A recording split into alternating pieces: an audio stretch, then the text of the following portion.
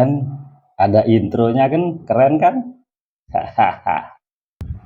Teman-teman, kenapa Malaysia kok terbelakang dan bodoh?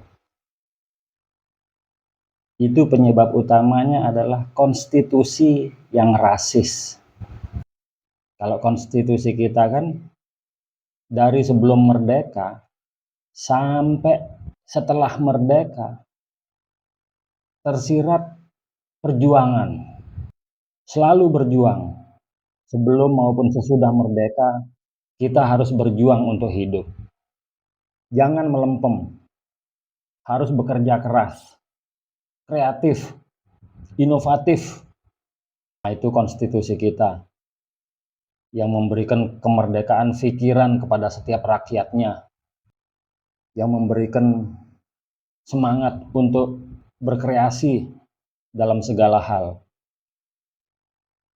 Sementara konstitusi Malaysia itu dari sejak merdeka sudah mengutamakan keistimewaan Melayunya. Jadi anak-anak Melayu itu sejak bayi sudah dininabobokan oleh konstitusinya. Udah, kamu di tanah sendiri nggak usah kerja. Kamu jadi bos saja. Akhirnya apa? 66 tahun mereka menjadi pemalas dan bodoh. Jadi kalau saya ibaratkan ya, konstitusi kita ini seperti bayi baru lahir. Kalau bayi Indonesia kan kalau lahir begitu. Itu artinya apa? Dari sejak baru lahir, bayi Indonesia sudah diperkenalkan dengan namanya perjuangan. Bahwa hidup ini tidak mudah. Bahwa hidup ini harus diperjuangkan mati-matian. Nah, itu apa yang tersirat dalam konstitusi kita itu. Nah, sementara bayi Malaysia, dia ndak ea-ea. Begitu brojol, bagaimana dia? Tahu kenapa dah? Jembut emaknya nyangkut di mulut.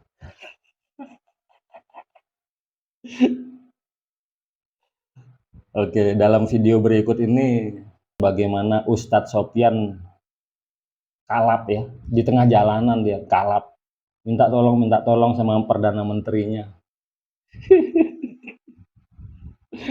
Itulah saking terbiasa mereka ya dininabobokan, dimong oleh pemerintahnya, mereka menjadi pemalas dan bodoh.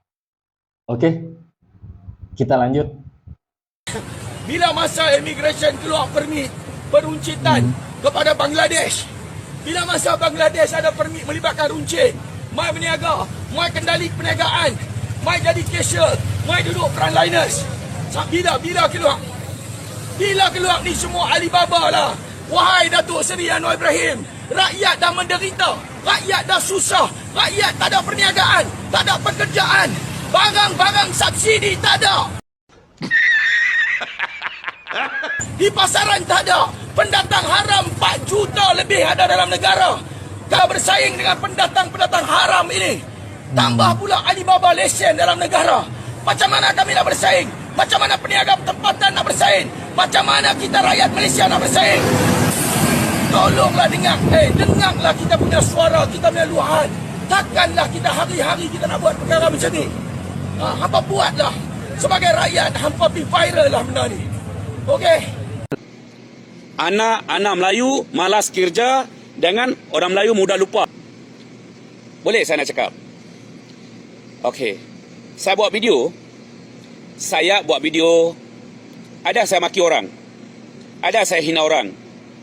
Ada agak saya cakap benda yang tak elok. Ada saya cakap kotor-kotor. Enggak. Bro, kalau you jantan, you jawab apa yang saya cakap tu. Kalau you jantan, you akan jawab apa yang saya cakap. Saya buat video, saya tak maki orang, saya tak hina orang, saya tak cakap benda yang tak elok, saya tak cakap yang kotor-kotor, tahu? You ni maki mak saya. You punya mak, saya punya mak serupa juga tahu. Lu punya mak, saya punya mak, sama tau. Lu maki mak saya, you simpan janggut. Ini janggut. Ini. Ini sunat Nabi tau. Ini sunat Rasulullah SAW tau. Astagfirullah. You simpan janggut, you maki mak orang. Itu orang ada ke maki? Ada ke dia cakap yang tak elok? Ada ke? Lu tahu tak? Ini Malaysia sudah maju, sudah kaya kerana siapa? Ini Malaysia sudah maju, sudah kaya kerana siapa? Lu tanya lu punya mak, lu punya bapa. Tanya Dr. Mahathir. Tanya Palah. Tanya Najib. You tanya sekarang kerajaan Malaysia, Datuk Seri Anwar Ibrahim. Daripada Dr. Mahathir, Najib, Palah, sekarang Anwar Ibrahim, Datuk Seri Anwar Ibrahim. Tanya, ini Malaysia sudah maju, sudah kaya kerana siapa? Kerana warga negara asing. Ini kelang-kelang Malaysia, semua dari luar negara. Ini kelang-kelang diada Malaysia, semua dari luar negara. Itu dalam kelang siapa kerja? Kontrak siapa buat? Kelapa sawit siapa buat? Potong getah siapa buat? Kebun sayur siapa buat? Cuci longkan, korek longkan siapa buat? Pagi-pagi ambil sampah siapa buat? Betul lah, bayar gaji. Bayar gaji betul. Tapi dia orang pun ada bayar duit permit. Satu hari nanti anak-anak Bangla akan jadi parlimen Malaysia. Ingat bro, saya bagi tahu sama lo, satu hari nanti anak-anak orang Bangladesh akan jadi Perdana Menteri Malaysia. Ini saya cakap. Tahu? Orang Bangladesh, warga negara asing, rajin kerja keras, pandai cari duit. Bukan macam hang. Anak-anak Melayu malas kerja. Siapa yang cakap? Orang Melayu mudah lupa. Siapa yang cakap? Bukan saya cakap. Lu tanya lu punya mak, lu punya bapa. Orang Melayu mudah lupa. Anak-anak Melayu malas kerja. Siapa yang cakap? Lu tanya lu punya bapa, lu punya mak. Bangang, lu maki mak saya. Lu tahu apa? Ada belajar you. Lu tu budak kecil, umur berapa you sekarang? Lu tak tahu apa? Daripada Dr. Mahathir, Najib, Palah, sekarang Datuk Seri Anwar Ibrahim. Lu tanya, Malaysia sudah maju, sudah kaya kerana siapa? Kerana warga negara asing. Warga negara asing rajin kerja, keras kerja. Itu kelang-kelang di Malaysia, semua dari luar negara. Lu ngapa? Saya tak tahu apa. Ini Ustaz Syofian. Ini satu. Dia tak tahu apa. Di dalam Pulau Pinang, negeri Pulau Pinang, beratus-ratus kedai-kedai Indonesia, kedai-kedai Siam, orang Thailand. Kenapa itu Ustaz Syofian tapi serbu kedai-kedai Siam, tapi serbu kedai Indonesia? Bangang, Pasar Sepadan. Ustaz Syofian, kenapa dia tapi kedai makan Indonesia? Kenapa tapi kedai makan orang Thailand, orang Siam, orang Patani, orang Goloh, orang Botong? Orang Indonesia, bini orang Melayu. Laki-laki orang Melayu kahwin gadis Indonesia. Dia orang nega sate, dia orang nega bakso, dia orang nega pecel lele. Orang Siam nega tom yum, ikan bakar, goreng-goreng macam-macam. Hang tak tahu apa, hang serbu pasal apa? Saya buat video, saya tak maki orang, saya tak cakap kotor, saya tak hina orang. Saya cakap, anak-anak Melayu malas kerja dengan orang Melayu mudah lupa.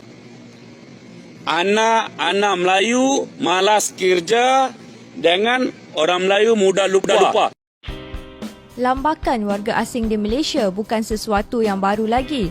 Malah, baru-baru ini Menteri Pelancongan dan Kebudayaan, Datuk Seri Nazri Aziz mengalu-alukan rakyat Bangladesh untuk membuat permohonan dalam program Malaysia Rumah Keduaku. Kenyataan itu telah mendapat pelbagai reaksi di kalangan masyarakat, termasuklah rasa bimbang dan marah dengan kehadiran warga negara Bangladesh yang semakin ramai di Malaysia. Rakyat kita sendiri pun tak ada kerja tau sebab masuk diorang. Sebab masuk ke orang luar ni kan. So saya memang tak agree lah benda ni. Memang langsung tak agree. Saya rasa tak masuk akal lah benda ni. Tak tahu lah, saya tak tahu nak cakap pasal tak masuk akal langsung. Jadi Bangladesh lah. Tak jadi Malaysia, jadi Bangladesh. So apa pandangannya? Saya rasa tu macam membuatkan negara kita lebih, dia punya ekonomi lebih jatuh lah sebenarnya. Sebab apa? Kita beri duit tu pada dia orang. Jadi dia orang bukannya belanja di sini, belanja di luar, bawa balik ke rumah. Memang susah lah. Kita kita cukup lah. Apa dia orang datang bekerja macam sekarang, kita tak kisahlah bekerja kan. Kalau jadi rakyat Malaysia memang abang tentang lah. Sebab apa dia nak, tanya dia lah. Nah, mungkin isteri kedua dia orang Bangladesh, kita tak tahu itu.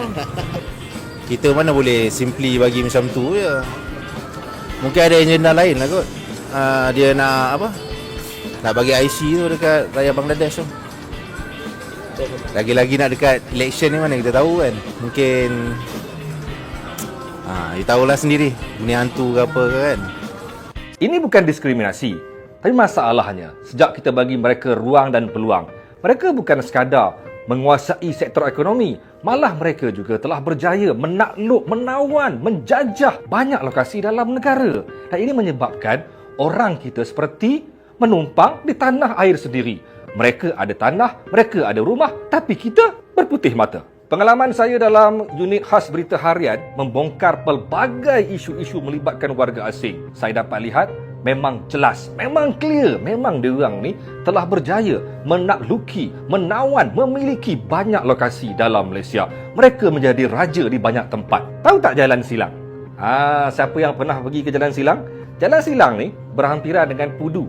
Dulu tempat ni popular dengan Metro Jaya zaman-zaman 90-an dulu. Tapi sekarang ni kalau korang pergi, korang akan rasa macam korang warga asing di bumi Malaysia. Dari hujung ke hujung dikuasai sepenuhnya oleh warga Bangladesh. Malah semua sektor ekonomi dikontrol oleh mereka di Jalan Silang. Korang pergilah tengok, korang akan rasa macam ini Bangladesh ke bumi Malaysia ni? Dan yang paling buruk sekali, diorang ni bukan sekadar menguasai ekonomi, diorang juga ada buka pusat pelacuran Bangla for Bangla. Orang Malaysia nak masuk, jangan buat gila. Itu memang untuk warga mereka. Gila tak diorang ni? Dah kuasai ekonomi, kuasai tempat, buat pula jenayah yang tak masuk akal. Okey, korang pergi pula ke area Gombak. Tahu tak? Korang terkejut gila. Rumah banglo mewah, banglo yang besar-besar di atas bukit di area Seri Gombak, di area Sungai Kertas. Tahu tak? Itu bukan rumah orang kita. Itu bukan rumah orang Melayu kita. Bukan rumah orang Malaysia pun. Difahamkan itu rumah warga asing yang telah pun memiliki PR. Menjadi penduduk tetap dalam bumi Malaysia. Tapi yang hebatnya, mereka berjaya menakluk, menawan dan menjadi antara kuasa besar, antara orang kaya dalam kawasan Gombak. Bukan sekadar Sungai Kertas sahaja. Saya difahamkan area Taman Harmoni, area Sungai Cincin juga antara tempat yang mereka menjadi kuasa besar, orang kaya, orang mewah di kawasan itu. Difahamkan ramai yang ada PR kat sana. Dalam satu pembongkaran yang saya buat di area Seri Petaling, ada satu pasar raya kat sana tau. Hebat, menakjubkan. Tak pernah saya tengok dalam pasar raya ada banyak pusat urut, pusat perjudian yang dikawal oleh warga China. Ini bukan sekadar rumah urut biasa-biasa, tapi mereka melaksanakan aktiviti pelacuran yang sangat besar di tingkat 2 pasar raya di Seri Petaling. Wow, bukan sekadar menguasai ekonomi, bukan sekadar menawan bumi Malaysia, mengambil tanah kita. Mereka juga begitu sombong, begitu belagak, begitu berani menjadi kuasa besar industri pelancuran dalam bumi Malaysia. Tapi yang peliknya, ada sumber mengatakan mereka ni sudah ada sebahagiannya memiliki my card, boleh mengundi. Bahaya ni. Dan sekarang ni mereka boleh menentukan siapa pemimpin negara. Korang nak ke sampai satu hari nanti mereka menjadi YB di tempat korang? Time tu baru korang berakal. Hilang tanah, hilang maruah, hilang kuasa.